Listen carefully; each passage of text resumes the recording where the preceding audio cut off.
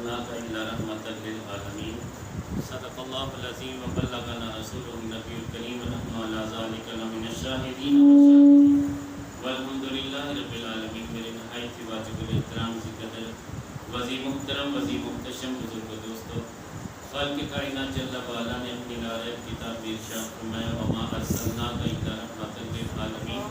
اے حبیب کریم علیہ السلام، ہم نے آپ کو سارے جہانوں کے لیے رحمت بنا کے بھیجا ہے۔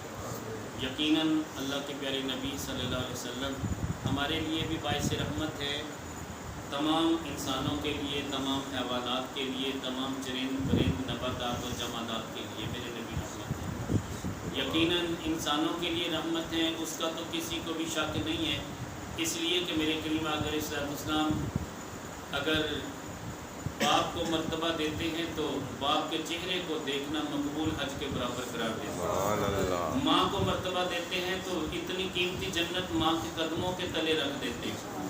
سچی بات تو یہ ہے کہ وہ جنت جس کے لیے صحابہ بھی اپنے جسموں کے ٹکڑے کروا دیتے تھے اور اولیاء اللہ ساری رات سجدوں میں وقت گزارتے تھے، وہ اتنی قیمتی جنت جس کے لیے یہ سب کچھ کوششیں ہوا کرتی تھیں، مگر میرے رب نے اتنا کرم فرمایا کہ اپنے محبوب کو یہ اجازت دی اور سرکار مدینہ صلی اللہ علیہ وسلم نے وہ اتنی قیمتی جنت ماں کے قدموں کے نیچے رکھی۔ یہ وہ ماں ہے جس کو منڈیوں میں بیچا جاتا تھا، اور اگر شوہر فوت ہو جاتا تو سگے بیٹے اتنے بے حس ہوا کرتے تھے کہ دونوں بازوؤں سے پکڑتے ماں کو منڈی میں بیچ دیتے کہ ہماری بیویوں کے ساتھ تیرا جھگڑا ہوتا ہے، اب ہمیں تمہاری ضرورت نہیں ہے۔ مگر میرے نبی نے اس ماں کا مقام و مرتبہ بتا دیا کہ شوہر چلا بھی جائے تب بھی تمہاری ماں کا تجھ پہ بڑا حق ہے۔ اور جہاں تک باپ کی بات ہے تو باپ کو بھی اللہ جل شانہ نے اتنا شرف دیا کہ یہ اولاد قدر نہیں کرتی تھی، مگر جب میرے نبی صلی اللہ علیہ وسلم نے فرمایا کہ باپ کے چہرے کو دیکھو کہ مقبول حج کا ثواب ملے گا، تو یہ کس نے قریب کیا؟ یہ کس نے اللہ کے نبی صلی اللہ علیہ وسلم کی کرم بخشیاں اور ان کی طرف سے یہ توجہ اور ان کی رحمت ہے کہ باپ کا مقام و مرتبہ اولاد کو سکھا دیا گیا، ماں کا مقام و مرتبہ اولاد کو سکھا دیا گیا۔ اسی طرح اگر بیٹی کی بات ہے تو بیٹیوں کو زندہ درگور کیا جاتا تھا، اور یہاں تک کہ بیٹی کو باپ اپنے ہاتھوں سے گڑھا کھود کے اس میں ڈال دیتا تھا، اور اتنی بے حسی تھی کہ جو اپنی بیٹی کو بڑا کر لیتا اور بیٹی کو مانوس کر لیتا، اور وہ کم از کم 2 سال کی ہو جاتی، 2 سال کی بیٹی کتنا پیار کرتی، ذرا اندازہ کیجئے۔ جو سب سے بڑا جری اور بہادر تصور کیا جاتا تھا، وہ بندہ 2 سال اپنی بیٹی کو پالتا پوستا، اس سے پیار کرتا، اس کے بعد اسے گڑھا کھود کے دفن کرتا۔ یہ کیفیتیں ہوا کرتی تھی، مگر یقین جانیے کہ میرے کریم آقا علیہ السلام نے اس دور میں جب بیٹی کو اپنا جگر کا ٹکڑا کہنا آر محسوس کیا جاتا تھا، میرے کریم آقا علیہ السلام نے اس وقت اپنی بیٹی کو جگر کا ٹکڑا قرار دیا۔ یہ اتنا بڑا کرم تھا، جب چاہتے بیوی کو طلاق دے دیتے، فارغ کر دیتے اور بیویاں لے آتے۔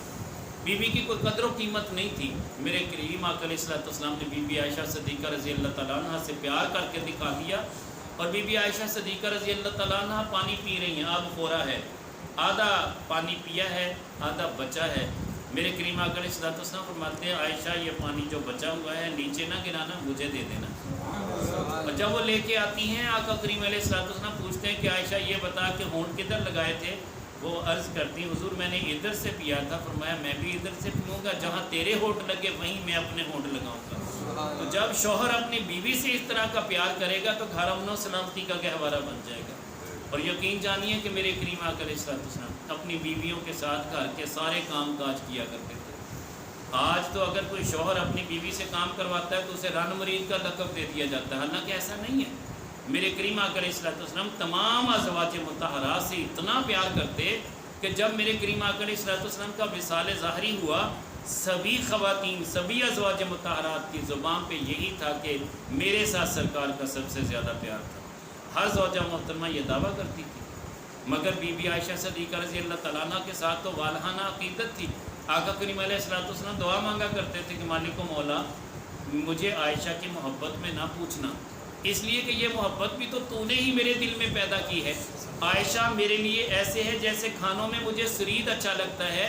سرید کیا ہے شوربے والا سالن ہو، اس میں ہم نوالے جب ڈال لیتے ہیں وہ روٹی گداز ہو جاتی ہے، جس کو ہم اپنی انگلیوں سے اٹھا اٹھا کے کھاتے ہیں، اسے سرید کہتے ہیں۔ میرے کریم آقا علیہ الصلوۃ والسلام کو یہ سالن، یہ کھانا یہ بہت پسند تھا۔ تو آقا کریم علیہ الصلوۃ والسلام فرماتے ہیں جیسے کھانوں میں مجھے سرید پسند ہے، ایسے ہی تمام ازواج مطہرات میں بی بی عائشہ صدیقہ رضی اللہ تعالیٰ عنہ مجھے پسند ہے۔ اور وہ معمولی بات نہیں تھی، بی بی عائشہ صدیقہ رضی اللہ تعالیٰ عنہ وہ ہیں جن سے آدھا دین ہم نے سیکھا ہے۔ آقا کریم علیہ الصلوۃ والسلام کے صحابہ نے بھی دین سیکھا، اس میں کوئی شک نہیں، مگر کریم آقا علیہ الصلوۃ والسلام ان کے گھر کی بات ہے کہ بی بی عائشہ صدیقہ رضی اللہ تعالیٰ عنہ وہ باتیں جانتی تھی، بعض صحابہ کے بھی علم میں نہیں ہوتی تھی۔ صحابہ بھی پوچھنے کے لیے اماں جان کے دروازے پہ آیا کرتے تھے کہ اماں جان یہ واقعہ ہمارے علم میں نہیں ہے، اگر آپ نے سنا ہے تو آپ ہمیں بتائیے۔ حضور والا بیوی سے بھی پیار کر کے میرے نبی نے بتا دیا۔ اور جہاں باری آئی میرے کریم آقا علیہ الصلوۃ والسلام اپنے بچوں سے کیسے پیار کرتے، تو امام حسن امام حسین سے پیار کر کے دکھا دیا، ان کے بوسے بھی لے کے دکھائے، ان کے چہرے کو بھی چوما، ان کی زبان کو بھی چوسا، ان کے گلوں کو بھی چوما، ان کی پیشانیوں کو بھی چوما۔ اتنا پیار۔ اقرا بن حابس پاس بیٹھا کہتا ہے کہ یا رسول اللہ میں نے تو اس طرح کا عمل کبھی نہیں کیا، میرے 9 بیٹے ہیں، میں تو تیرے دل سے اللہ نے محبت نکال دی اور تیرے دل میں اللہ نے محبت نہیں ڈالی، تو پھر میں محمد کیا کروں؟ تیرے بس میں نہیں ہے، اختیار میں نہیں ہے، تجھے یہ شوق نہیں ملا کہ بیٹوں سے پیار کیا جاتا ہے؟ تو اقرا بن حابس حیران رہ گیا، کہنے لگا حضور یہ آپ ہی کا خاصہ ہے کہ آپ کتنا پیار کرتے ہیں۔ تو اللہ کریم جل وعلا کا خاص کرم تھا میرے کریم آقا علیہ الصلوۃ والسلام، اور آقا کریم علیہ الصلوۃ والسلام کے تصدق میں یہ نعمتیں ہمیں ملی ہیں۔ سرکار مدینہ صلی اللہ علیہ وسلم فرمایا کرتے تھے انا حظکم، میں تمہارے حصے میں آیا۔ ہم کتنے خوش نصیب ہیں کہ اللہ کے نبی ہمارے حصے میں آئے۔ ہم موسیٰ علیہ السلام کی قوم بھی ہو سکتے تھے، عیسیٰ علیہ السلام کی قوم بھی ہو سکتے تھے، مگر ان قوموں نے کیا کیا وہ اندازہ آپ لگا لیں۔ اگرچہ ان کے بڑے بڑے گناہ تھے، قوم ہود کو دیکھ لیں، قوم عاد کو دیکھ لیں، اور قوم صالح کو دیکھ لیں، قوم نوح علیہ السلام کو دیکھ لیں، یہ ساری قومیں کتنے بڑے گناہ تھے۔ میں کہتا ہوں وہ سارے بڑے بڑے گناہ ہمارے اندر ہیں، مگر ہمیں تہہ و بالا نہیں کیا جاتا۔ وجہ کیا ہے میرے نبی کا صدقہ؟ اللہ تو کافروں کو بھی عذاب نہیں دیتا۔ طائف کی وادی ہے، پتھر مارے جا رہے ہیں، اور یہاں تک کہ اللہ کے نبی صلی اللہ علیہ وسلم کی بارگاہ میں فرشتہ حاضر ہوتا ہے، اللہ کا حکم سناتا ہے، یا رسول اللہ اللہ کی طرف سے اجازت لے کے آیا ہوں، اللہ نے مجھے بھیجا ہے کہ اگر میرا محبوب چاہے تو دے یہ دونوں پہاڑ آپس میں ملا کے ان کو ملیاں میٹ کر دو۔ مگر آقا کریم علیہ الصلوۃ والسلام نے کیا فرمایا کہ اے فرشتے واپس چلا جا، مجھے تیری حاجت نہیں ہے، اس لیے کہ میرا رب میرا حوصلہ دیکھنا چاہتا ہے، میرا حلم دیکھنا چاہتا ہے۔ یہ عطا بھی اسی نے کیا ہے، حوصلہ بھی میرے پاس ہے، ہمت بھی میرے پاس ہے، اور میری ہمت کا عالم یہ ہے کہ میں یہ دعا کرتا ہوں مالک مولا اس قوم کو ہدایت دے، اللہم اہد قومی فإنہم لا یعلمون، اے اللہ میری اس قوم کو ہدایت دے دے، یہ مجھے جانتے نہیں کہ میں تیرا محبوب اور تیرا نبی ہوں۔ مالک مولا اگر یہ مجھ پہ ایمان نہیں بھی لائیں گے میں صبر کروں گا، اور ان کی اولاد مجھ پہ ایمان لائے گی۔ یہ توقع، یہ تسلی، یہ یقین میرے نبی کا تھا۔ میرے حقیقت ہے میرے نبی صلی اللہ علیہ وسلم سے تو رب کائنات جل وعلا اتنے راضی تھے، چاہتے تو بغیر پوچھے اس قوم پہ عذاب نازل کر دیتے، مگر عذاب نازل نہیں کرتے، پوچھتے ہیں محبوب تیری رضا کیا ہے، اگر تو چاہے تو ان کافروں کو نیست و نابود کر دوں۔ میرے کریم آقا علیہ الصلوۃ والسلام کی چاہت کیا ہے کہ مالک ان کو کچھ نہ کہنا، میرا رب تو کافروں کو عذاب نہیں دیتا، ہمیں عذاب کیوں دے گا؟ اس لیے اگرچہ ہم بڑے گناہ گار ہیں، مگر ایک عشق کی چنگاڑی ہر کسی کے سینے میں موجود ہے۔ ہر بندہ عاشق رسول ہے، اس کے عشق کی کسی کی بساط اتنی ہے کہ جیسے موم بتی چل رہی اس کی چھوٹی سی لائٹ ہے، کسی کی بساط اس سے زیادہ، کسی کی اس سے زیادہ، ہر بندہ عاشق رسول ہے۔ بھیکا بھوکا کوئی نہیں، ہر کی گٹھڑی لال، گرا کھول نہ جان دے بد پہ کنگال۔ ہر کسی کے دل کے اندر عشق کی شمع روشن ہے، کسی کا عشق تھوڑا ہے، کسی کا زیادہ ہے، سارے عاشق رسول ہیں۔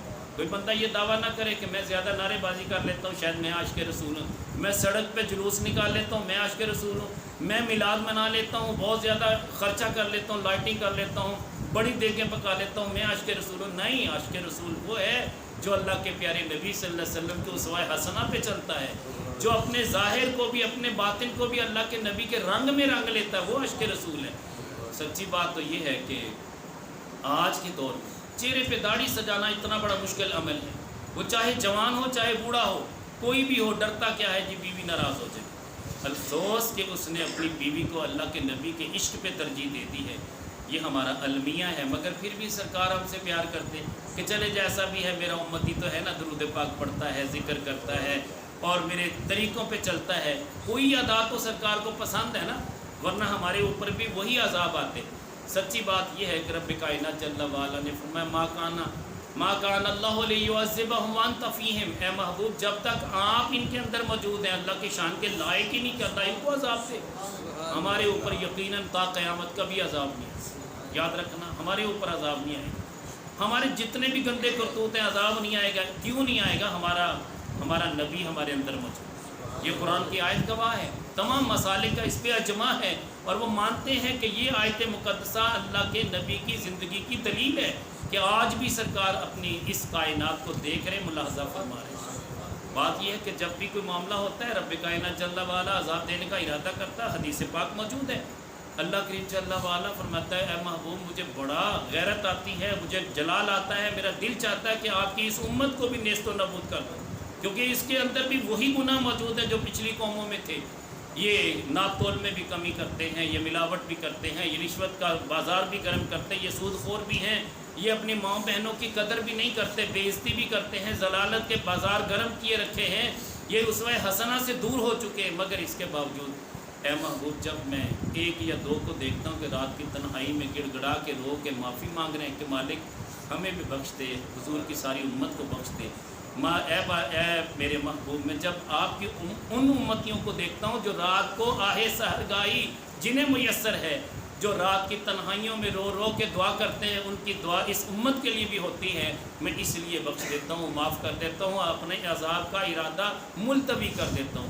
میرے کریم آقا علیہ السلام نے فرمایا کہ رب کائنات جل وعلا اس زمین پہ عذاب دینا چاہتے ہیں، میری ہی امت کو عذاب سے دوچار کرنا چاہتے ہیں، مگر جب کسی حافظ قرآن کو قرآن پڑھتے ہوئے دیکھتے ہیں اللہ جل شانہ فرماتے ہیں مجھے حیا آتی ہے کہ میری لا ریب کتاب کی تلاوت کرنے والا چھوٹا سا بچہ میرے محبوب کا امتی جب قرآن پڑھ رہا ہوتا ہے مجھے غیرت آ جاتی، میں کہتا ہوں نہیں اس کو میں نے عذاب نہیں دینا، اس حافظ کے صدقے میں پوری روئے زمین پہ عذاب نہیں بھیجتا۔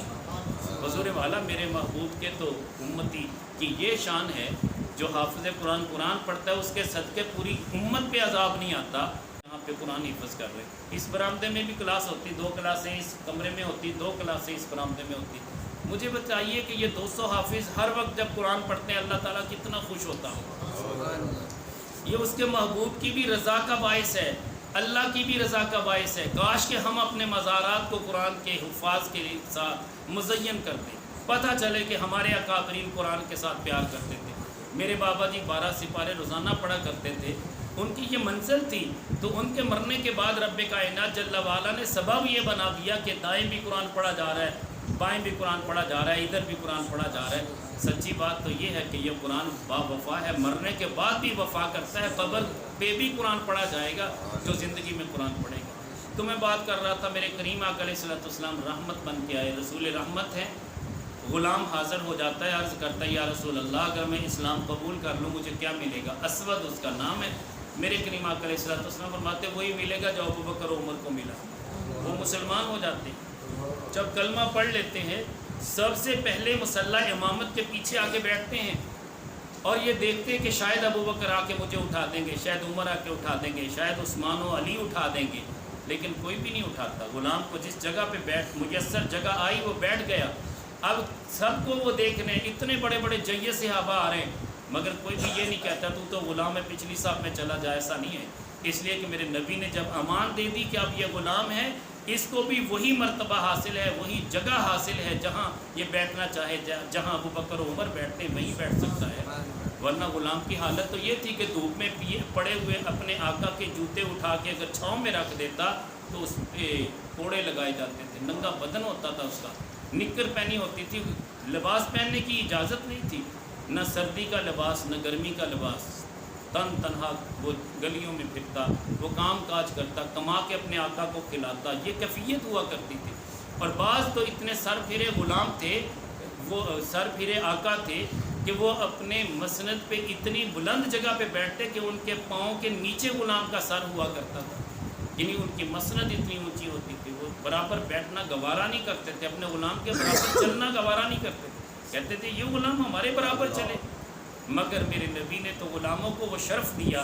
جب فتح مکہ ہوئی تو میرے کریم آقا علیہ الصلوۃ والسلام اپنے پیچھے اس غلام کے بیٹے کو بٹھا کے بیٹھے جو زید بن حارثہ تھے، ان کے لخت جگر اسامہ بن زید۔ اب میرے کریم آقا علیہ الصلوۃ والسلام اس کو بٹھائے ہوئے اور وہ پیچھے پیچھے ہے۔ مجھے بتائیے کہ غلام کو اتنا بڑا شرف چاہیے تو یہ تھا کہ امام حسن امام حسین اس اونٹنی پہ بیٹھتے، فتح مکہ ہے، مگر میرے کریم آقا علیہ الصلوۃ والسلام غلام زادے کو بٹھا کے یہ ثابت کرتے ہیں کہ غلاموں کو بھی میں اوج ثریا سے سرفراز کر دیتا ہوں۔ اور یقین جانیے کہ جب فتح مکہ میں اذان کی باری آئی، بلال حبشی رضی اللہ تعالیٰ عنہ عرض کرتے ہیں یا رسول اللہ اذان دے دو، اور میں دے دو۔ عرض کی کہ حضور کہاں کھڑا ہو کے اذان دو؟ فرمایا کعبہ کی چھت پہ چڑھ جاؤ نا۔ اب کعبہ کی عظمت کو دیکھیے کتنا بلند و بالا ہے، عظمتوں والا ہے، مگر غلام کو اتنا عروج دیا کہ کعبہ سے بھی افضل بنا دیا۔ غلاف کعبہ پکڑتے ہیں سرکار مدینہ صلی اللہ علیہ وسلم، فرماتے ہیں کہ کعبہ تیری عظمتیں بچا، تیری عظمتیں بچا، مگر یاد رکھنا تیری عزت، تیری حرمت اور تیری عظمت سے بڑھ کر میرے امتی کا خون ہے، میرے امتی کی عزت تجھ سے کہیں بڑھ کر ہے۔ بات یہ ہے کہ غلام کو بھی پھر کہاں چڑھایا؟ کعبہ کی چھت پہ۔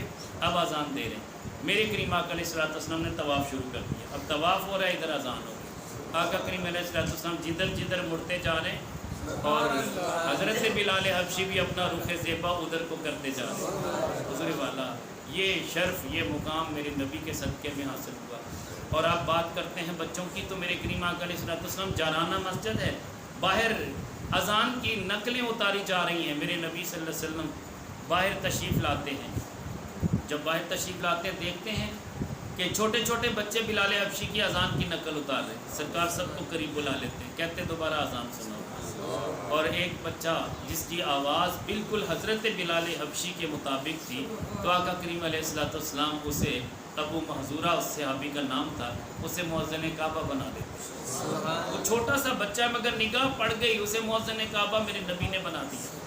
سچی بات ہے، بچوں سے پیار کتنا ہے۔ کریم آقا علیہ الصلوۃ والسلام مدینہ طیبہ تشریف لاتے، اونٹنی کو تیز کر دیتے، اور بچوں سے سرکار اتنے مانوس تھے کہ بچے اپنا کھیل چھوڑ کے بھاگتے کہ اللہ کے نبی تشریف لائے۔ اب بھاگتے ہوئے جا رہے، جو سب سے پہلے آتا وہ کسی غلام کا بیٹا ہی کیوں نہ ہوتا، میرے نبی اسے اپنی اونٹنی کے فرنٹ پہ بٹھاتے، جو بعد میں آتا اسے پیچھے بٹھاتے۔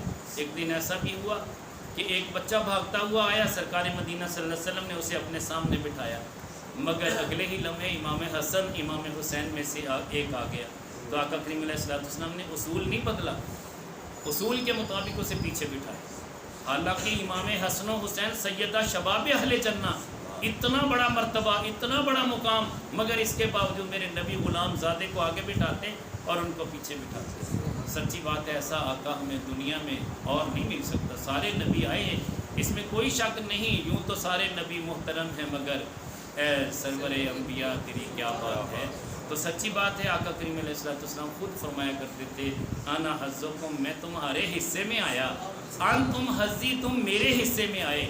خوش نصیب ہیں ہم کہ ہم اللہ کے نبی کے حصے میں آئے۔ یقیناً میرے کریم آقا علیہ الصلوۃ والسلام یہ امتی بڑے گناہ گار ہیں۔ اگر یہ گناہ گار نہ ہوتے، میرے نبی سب سے پہلے پیدا ہوتے ہی سجدے میں سر رکھتے ہیں۔ آج بھی سلام میں یہ پڑھا گیا، پہلے سجدے پہ درود۔ اب یہ جو پہلا سجدہ کیا تھا، میرے کریم آقا علیہ الصلوۃ والسلام جب اماں آمنہ کے بدن سے پیدا ہوتے ہیں حالت سجدہ میں ہیں، اور آقا کریم علیہ الصلوۃ والسلام مکمل سجدہ ادا کرتے ہیں۔ علماء لکھتے ہیں تو اس وقت بھی میرے نبی صلی اللہ علیہ وسلم نے یہ کہا، رب ہب لی امتی، اے اللہ میرے امت مجھے دے دے۔ سارے حیران، دائیاں موجود ہیں، پریشان بھی ہیں کہ یہ بچہ کیا کہہ رہا ہے۔ لوگوں میں شک پڑ گیا، یہ تردد ہوا، کئی ایسے مسالک بن گئے کہ انہوں نے کئی ایسے لوگوں نے کہا کہ یار یہ من گڑت باتیں ممبروں پہ بیٹھ کے بیان کرتے ہیں، ایسا ہو نہیں سکتا۔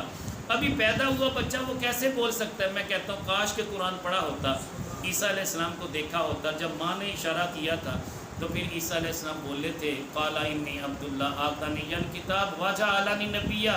عیسائی تو مان گئے کہ ہمارا نبی پنگوڑے میں بھی بولتا تھا۔ بے وفا امتی یہ ہیں جو کہتے ہیں کہ یار ہمارا نبی تو نہیں بول رہا تھا، میں کہتا ہوں تم سے بڑھ کے بے وفا کون ہوگا؟ وفادار امتی وہی ہے جو میرے نبی کی شانوں کو بلند کرنے والا ہے۔ اگر نہیں بھی کر سکے گا تو نہ کرے، میرا رب تو خود کہتا ہے وَرَفَعْنَا لَكَ ذِكْرَكَ، اے محبوب ہم نے آپ کے لیے آپ کا ذکر بلند کر دیا۔ تو کہنے کا مطلب یہ ہے کہ پریشان حال ہونے کی حاجت نہیں ہے۔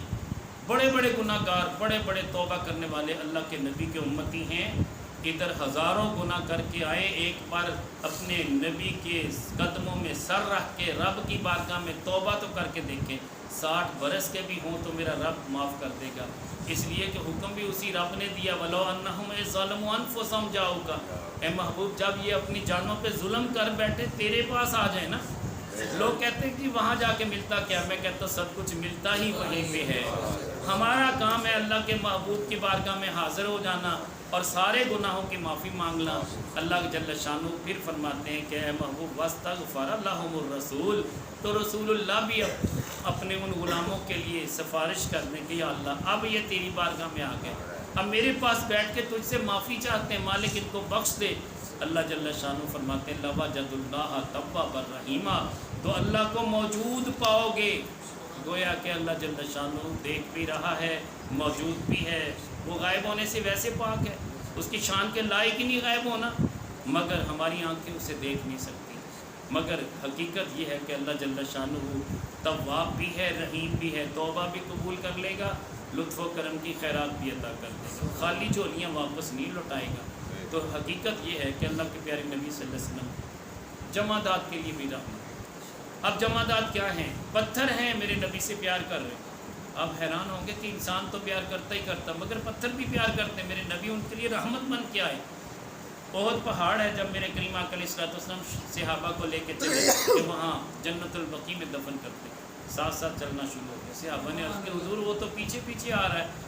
فرمایا اوہ تجھے کیا ہوا؟ کہنے لگا یا رسول اللہ آپ کے پیارے پیارے صحابہ میرے دامن میں شہید ہوئے، آپ ان کو جنت البقیع میں لے کے جا رہے، پھر میں نے یہاں پہ کیا کرنا، میں بھی وہیں پہ آتا ہوں۔ سرکار فرماتے ہیں احد جبلنا، احد ایسا پہاڑ ہے، یحبنا ونحبہ، یہ ہم سے پیار کرتا ہے، ہم اس سے پیار کرتے ہیں۔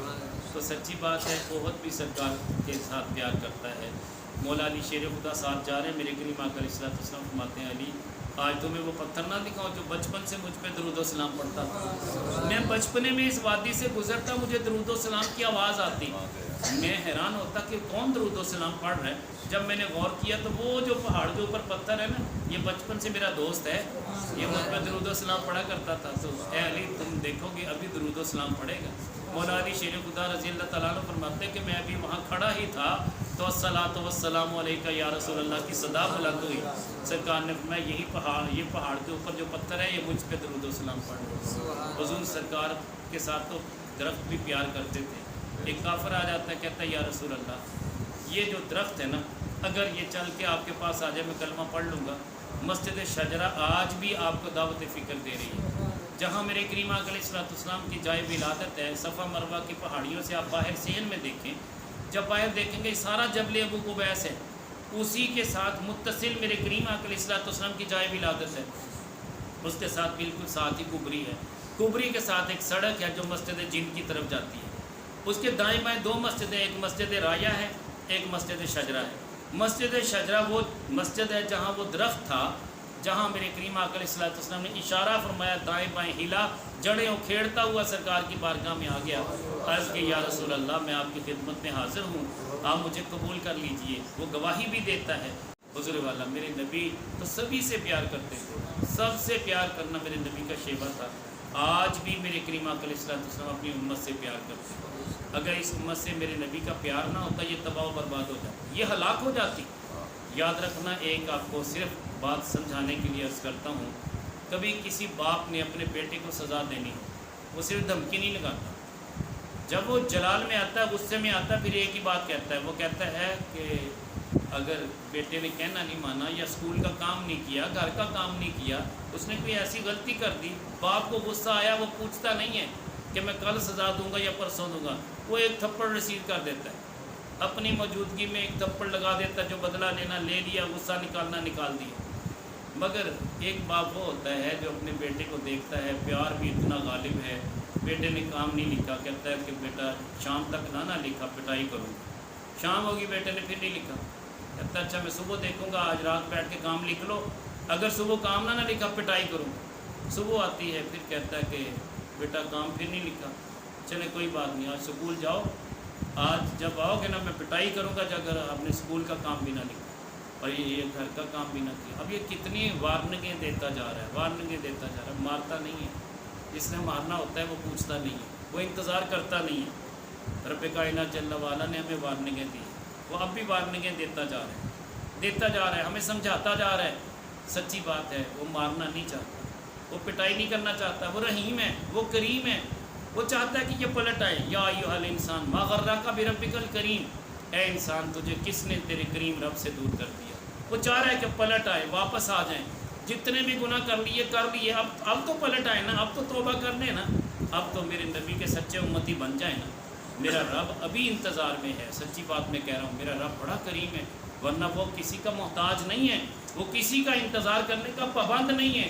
مگر سچی بات ہے، بخاری شریف کی حدیث ہے، میرے کریم آقا علیہ الصلوۃ والسلام فرماتے ہیں رب کائنات جل وعلا کو کبھی کسی کام میں تردد نہیں ہوا، کوئی شک نہیں ہوا، کبھی میرے رب نے کسی کام کو دیر نہیں لگائی، مگر جب میرا امتی اس کے پاس ملک الموت آتا ہے اور وہ جان دینے کے لیے یہ گھبراتا ہے، یہ موت کو ناپسند کرتا ہے، اللہ اس میں تاخیر کر دیتا ہے کہ میرے محبوب کے امتی کو موت پسند نہیں ہے، اللہ اس میں تاخیر کر دیتا ہے، اور جینا چاہتا ہے جی لے، وہ حقیقت میں موت کا وقت ہوتا ہے، اللہ اسے مؤخر کر دیتا ہے، اس کی کسی نیکی کی بنا پہ اسے لمبی زندگی دے دیتا ہے، کسی بیماری میں مبتلا کیا، اب گارنٹی ہے، ڈاکٹر کہہ رہے ہیں کہ اتنا سیریس پرابلم ہے یہ نہیں بچ سکے گا، مگر اگلے ہی لمحے وہ بچا ہوا ہوتا ہے۔ میرے رب نے وہ موت مسلط کر دی مگر اس کو مؤخر کر دیا، کیوں مؤخر کیا؟ اس کی کوئی نہ کوئی نیکی پسند آ گئی، اس کا کوئی بول پسند آ گیا، اس کا کوئی ذکر فکر پسند آ گیا۔ رب کائنات جل وعلا نے فرمایا محبوب تیرا امتی موت کو ناپسند کرتا ہے، مجھے بھی ناپسند ہے کہ ایسے امتی کو میں موت کیوں دوں جو پسند، وہ مرنا چاہتا ہی نہیں ہے، مگر پھر بھی ایک ہی تڑپ ہے کہ اے محبوب تیرے سچے امتی بن جائیں۔ سچی بات تو یہ ہے کہ حقیقت بھی یہی ہے کہ لوگ مرنا نہیں چاہتے۔ یود احدکم لو یعمر الف سنہ، تم میں سے ہر کوئی چاہے گا کہ ہماری عمر 1000 برس ہو جائے، مگر میرا رب بڑا کریم ہے، موت بھی تحفہ ہے مومن کے لیے۔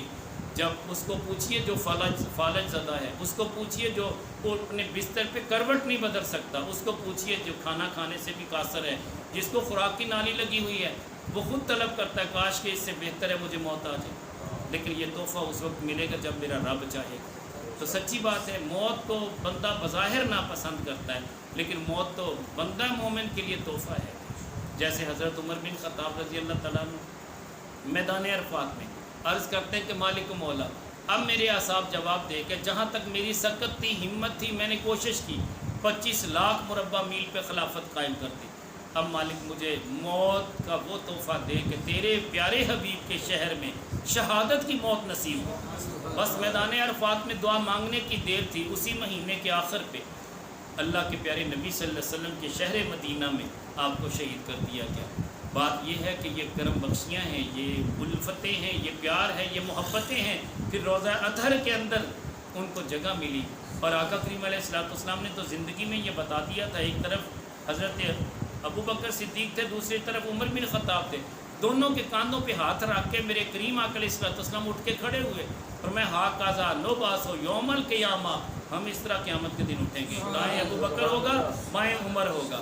تو حضور والا یہ محبتیں، یہ رفاقتیں، یہ پیار آج بھی اپنی آنکھوں سے آپ دیکھ سکتے ہیں، روضہ اطہر میں سرکار کے ساتھ ہیں۔ تو حضور والا ان صحابہ کے صدقے، اہل بیت کے صدقے یقیناً اللہ ہمیں بھی توبہ کی توفیق دے گا۔